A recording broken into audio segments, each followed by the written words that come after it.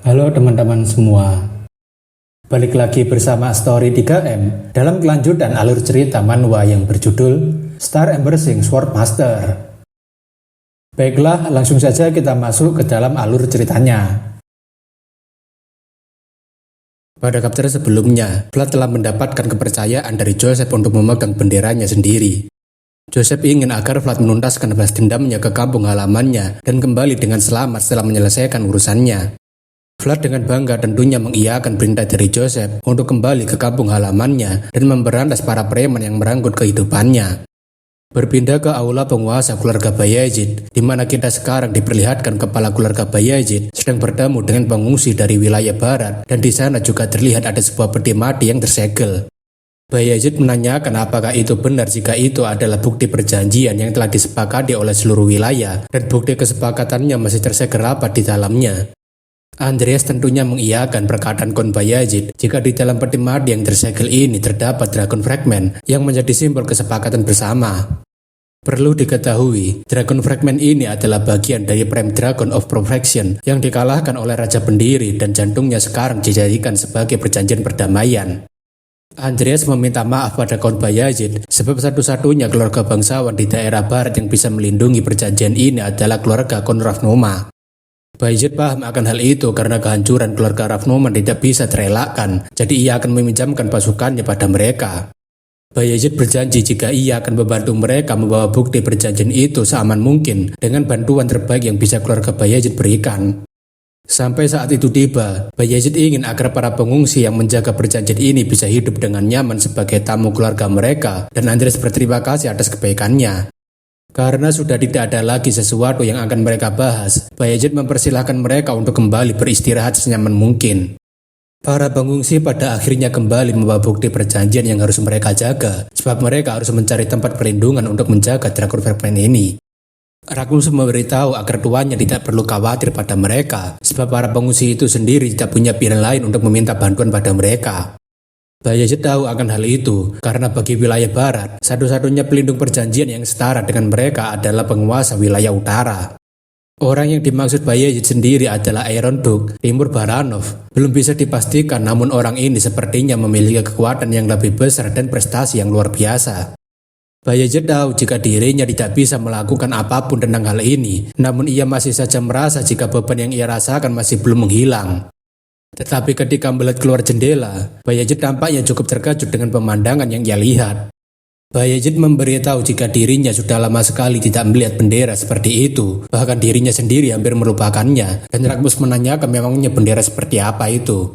Ragnus yang melihat bendera yang terpasang di kereta kuda juga ikutan terkejut, karena dirinya sudah lama sekali tidak melihatnya, bahkan ia lupa kapan terakhir kali ia melihatnya. Bayezid berpikir seharusnya bocah itu beristirahat sebentar sebelum berangkat karena baru saja sampai, tapi Ragnus mengatakan mungkin saja bocah itu sudah tidak bisa mengendalikan dirinya. Bayezid rasa perkataan Ragnus ada benarnya, sebab dirinya juga tidak akan bisa mengendalikan dirinya untuk melakukannya. Belum lagi, seorang kesatria yang merupakan tuannya sendiri membawa bendera akan menjadi kehormatan yang paling besar bagi seorang kesatria. Memang sangat disayangkan jika bocah itu terburu-buru, namun akan lebih baik jika dia menyelesaikan urusannya dengan cepat. Dalam hati, Bayezid berpesan agar Vlad kembali ke kawasan kumuh dan melakukan apa yang semestinya menjadi kewajibannya. Sekarang kita berada di kawasan kumuh Soara, di mana tempat itu sama sekali belum berubah dengan pemandangan menyedihkannya, namun malam itu seseorang sedang berjalan membawa perubahan. Di dalam salah satu rumah bordir, tampaknya banyak sekali pria mesum yang menantikan seseorang untuk keluar agar bisa bermain dengan wanita penghibur nomor 1. Mereka semua sangat berisik sambil memperdebatkan jika mereka yang harus bermain dengan wanita penghibur itu karena mereka memiliki lebih banyak uang daripada yang lainnya. Di dalam ruangan rias atau berdandan, wanita itu sepertinya cukup santai menanggapi sekumpulan pria mesum yang menunggunya. Wanita penghibur nomor 1 yang dinantikan pria hidung belang di luar sana tidak lain adalah Marcella, wanita yang membantu Gemina untuk melarikan diri. Pemilik rumah bordir atau mungkin kita sebut sebagai wanita tua, dia berkata jika sekumpulan pria itu sangat ribut seperti binatang kehausan, jadi Marcella harus secepatnya keluar. Wanita tua itu berkata jika Marcella harus melayani sebanyak mungkin pria yang sudah mengantri, agar Marcella segera bisa membayar hutangnya secepatnya. Namun bukannya menjawab perkataan wanita tua itu, Marcella tampaknya cuek-cuek saja dengan dia dan terus fokus untuk berdandan secantik mungkin. Wanita tua itu tentunya kesal dan langsung mendekati Marcella sembari memegangi dagunya. Wanita tua ingin tahu sampai seberapa lama Marcella bisa tetap percaya diri seperti ini, apalagi mereka masih memiliki banyak waktu dan dia akan tetap terjebak di sini sampai tubuhnya membusuk. Namun dengan elegan dan santainya, Marcella tetap tersenyum sambil mengatakan jika ia mendoakan agar Madam selalu panjang umur. Wanita tua itu merasa jika Marcella masih tetap keras kepala dengan wajah santainya meskipun sudah dihina seperti itu.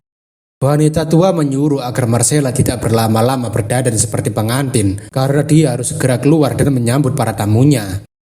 Dalam pikirannya, Marcella memang merasa jika dirinya sudah berhasil mencapai posisi yang cukup tinggi hanya dengan menjual tubuhnya. Meskipun memang berat jika karirnya akan berakhir menyedihkan seperti ini, namun setidaknya dirinya masih bisa memilih takdirnya sendiri. Waktu yang ia habiskan memang sangat berat, tetapi Marcella sendiri tidak punya pilihan lain agar bisa terus bertahan hidup, meskipun itu mungkin akan menghancurkan dirinya. Hanya setelah Marcella keluar dari ruangannya, kumpulan buaya darat itu langsung berteriak keganasan sambil memanggil nama Marcella untuk melayani mereka.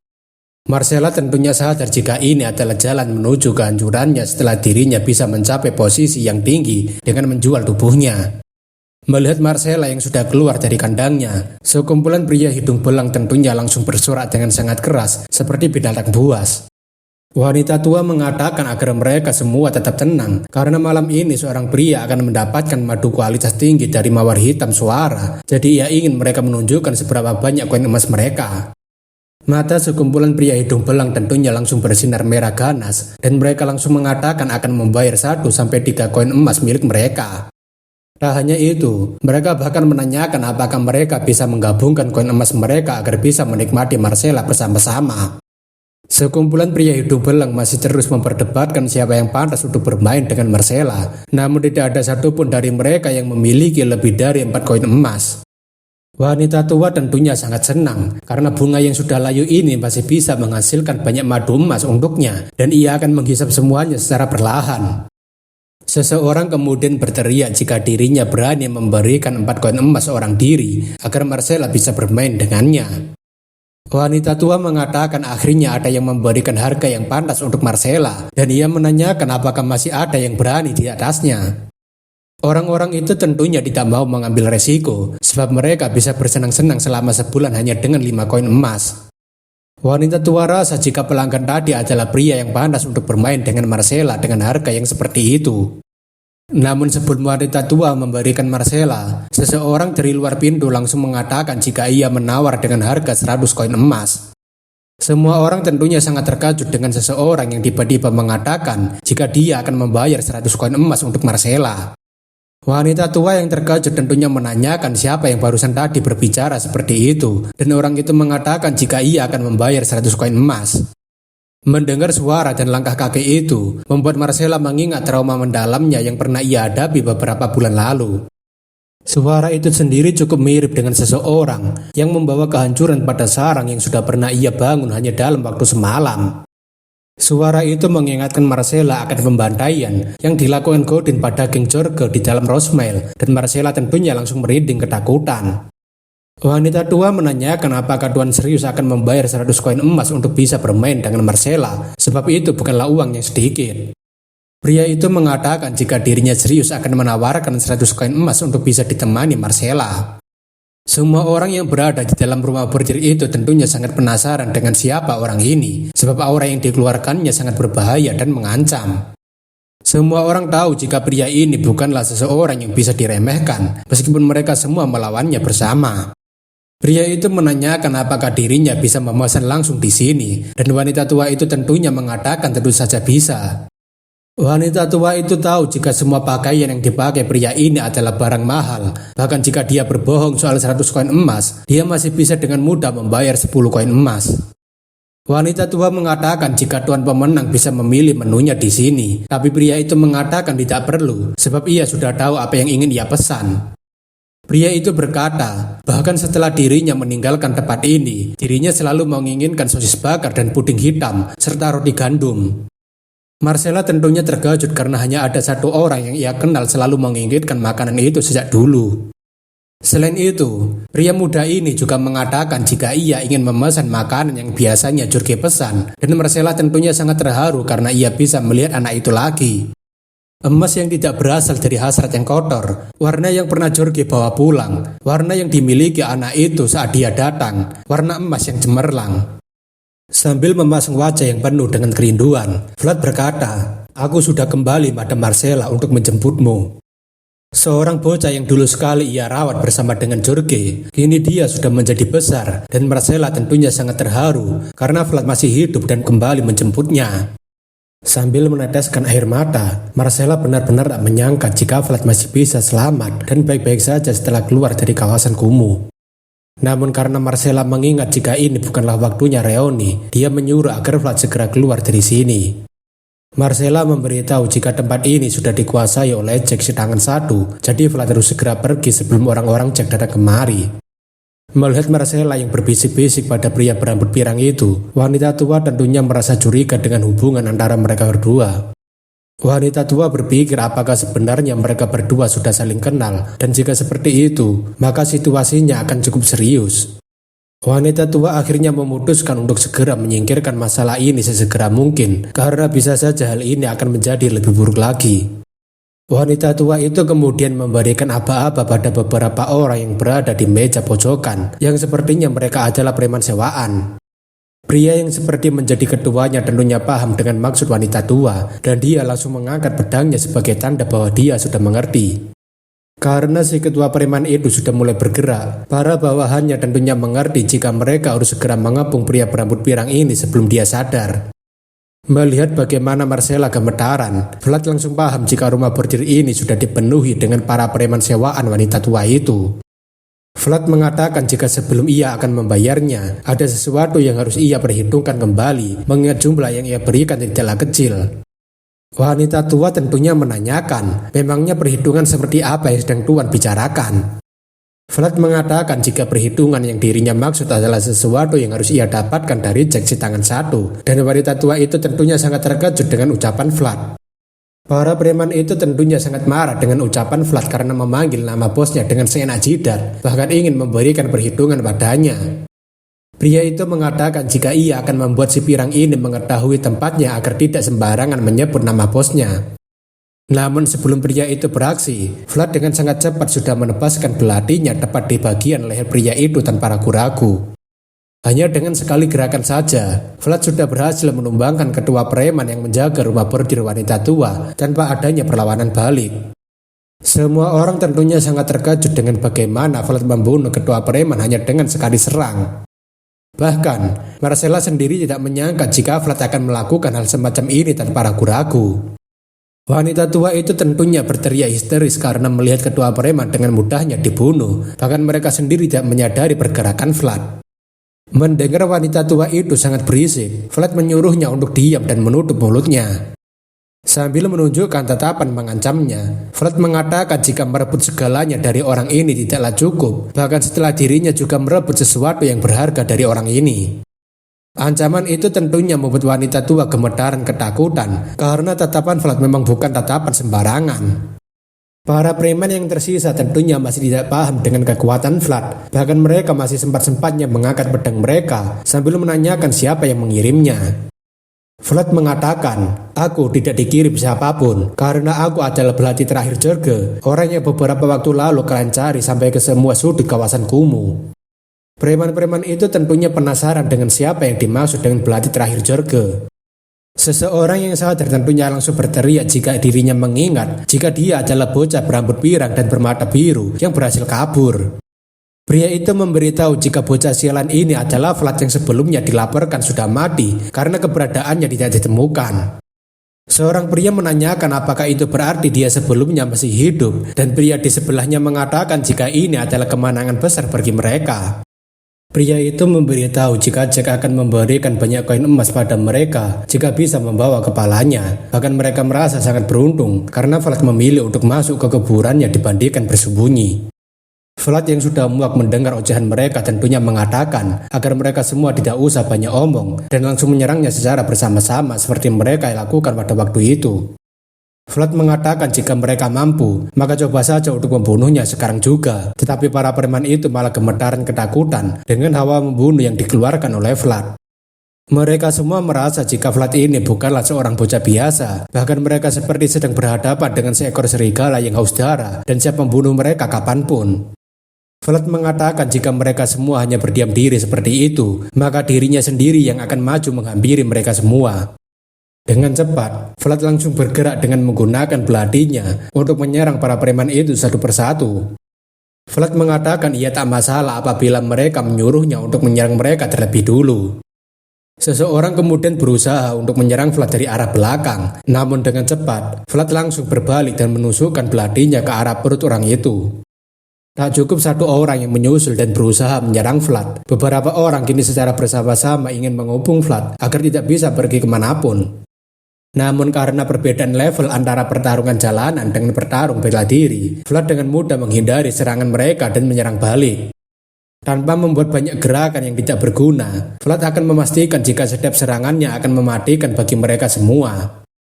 Satu tebasan, satu jeritan, satu tusukan, satu nyawa. Hanya dengan begitu dirinya bisa dengan cepat menghabisi semua bawaan Jack seorang diri. Vlad bersumpah jika dirinya tidak akan membiarkan satupun orang yang berada di sini keluar hidup-hidup demi menyelamatkan Marcella. Satu demi satu preman kampung yang berada di bawah naungan Jack langsung tumbang dengan serangan belati Vlad yang mengenai titik vital mereka. Meskipun dirinya akan kehabisan tenaga, Vlad akan memastikan mereka semua membayar atas semua tangisan Marcella dengan darah mereka.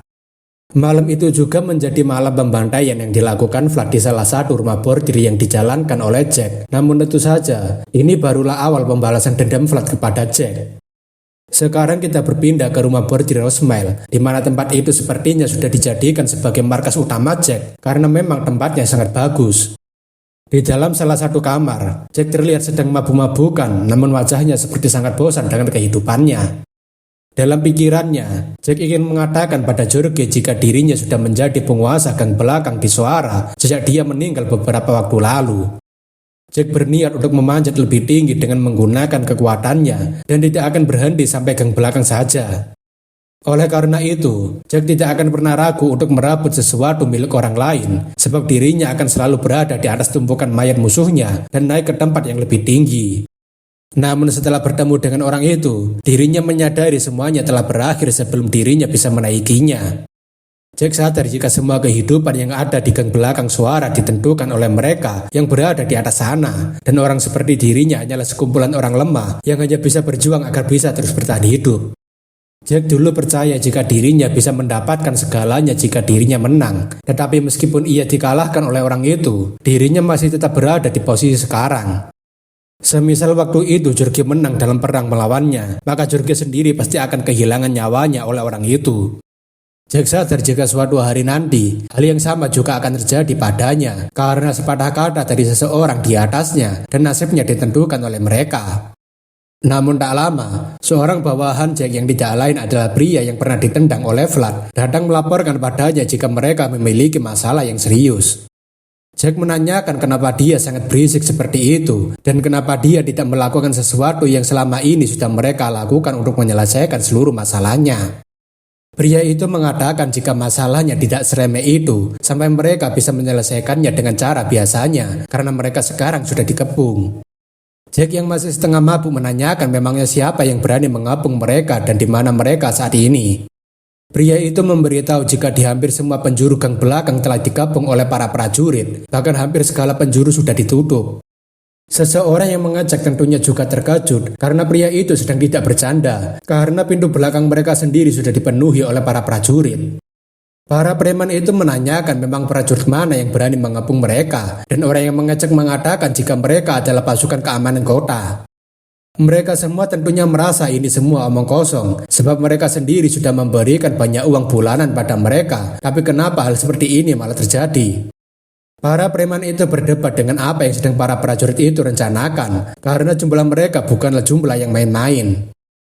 Akan tetapi, Jack malah menunjukkan senyumannya dan ketawa kecil mendengar jika prajurit itu berani mengepungnya.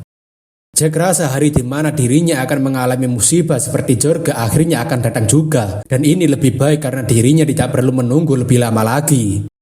Dalam pikirannya, Jack lebih suka melihat kehancuran di depan matanya sendiri dibandingkan membebaskan diri dari ketidakpastian dalam menunggu saat itu tiba. Di sisi lain, lebih tepatnya di rumah bordir tempat Marcella ditahan, Vlad telah membantai puluhan anggota Jack tanpa tersisa, seperti seekor serigala yang sedang mengamuk. Tatapan buas Vlad sekarang tampaknya akan menjadi awal kehancuran Jack bersama dengan gengnya, karena Vlad sudah tidak akan lagi menahan dirinya.